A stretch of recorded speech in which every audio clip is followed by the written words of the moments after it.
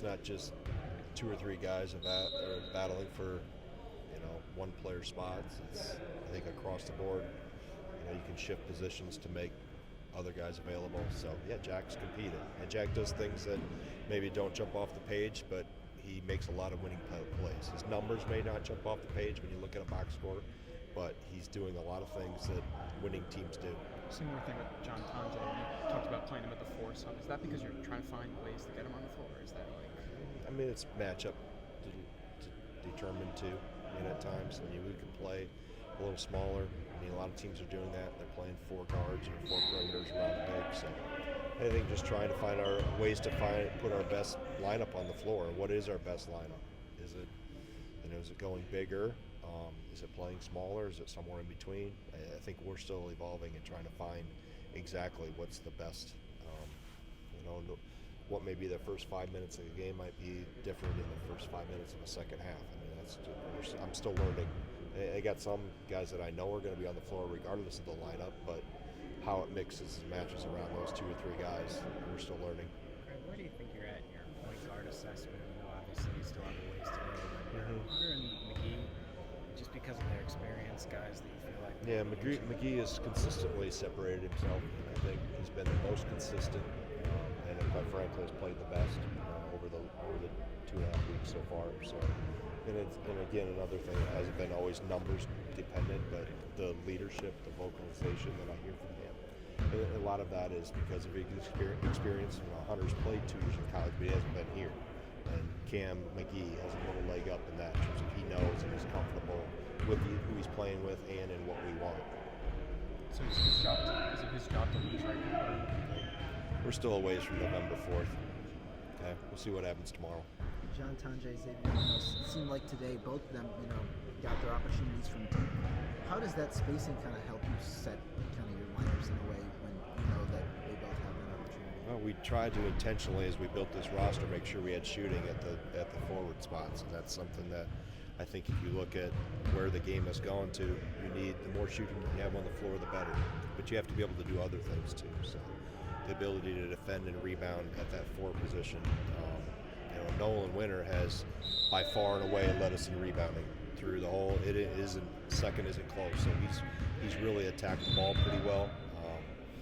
So you have to be able to do a lot of things. It's not just the shooting. That's great, but if you can't defend and rebound, and we can't give up more than we get. So I think they all compete, and they all bring in something a little different.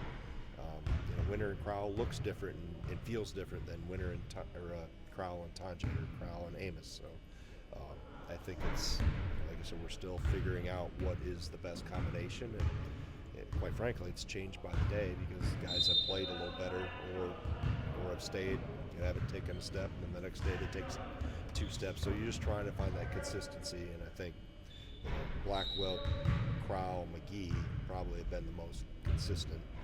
Klesman obviously has been in and out of the lineup a lot, so he hasn't had a chance to maybe settle in as much as those other 3 older guys have done or experienced guys. But like I said, it's a good problem to have that I have options and they're battling it out. Greg, as time has gone on a little bit through practice, I know there's still plenty of time, but where have you seen Ricardo get a little bit more comfortable, maybe confident? It seemed like he made a little more impact, especially with his playmaking, a little bit of the scrimmage. Yeah, I think he's not pausing and trying to overthink things as much. He has a flair for the dramatic, which is common for players from Italy. They play with he's going to throw some that might my blood pressure go up a little bit. But I got to find the balance between what he should be doing and what he can get away with. And there's things, the game is a little different. Spacing's I think that's been an adjustment for him. How fast the game is, as I mentioned before, he's mentioned that's been an adjustment. I think he's gotten more accustomed with that. He's gotten more comfortable with the bodies and arms flying around him. I think the physicality of the game has been something for him.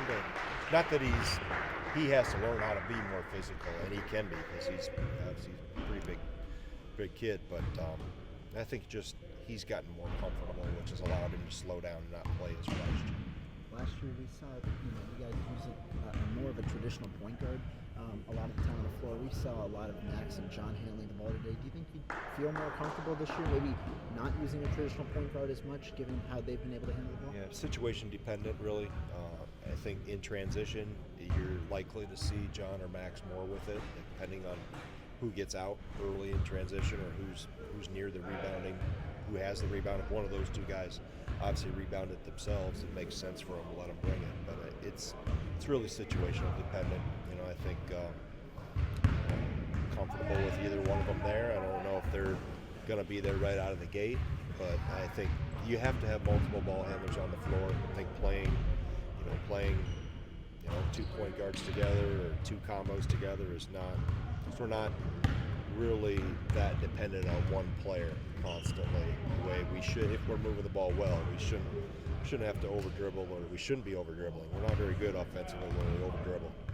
Our best days have been when probably the minimal amount of dribbles on the floor, when balls popped and our bigs have found each other in some high lows, and guards have made good decisions off dribble attacks and playing a ball screen. So it's really the amount of dribbles per possession probably equates to points per possession dropping, quite frankly.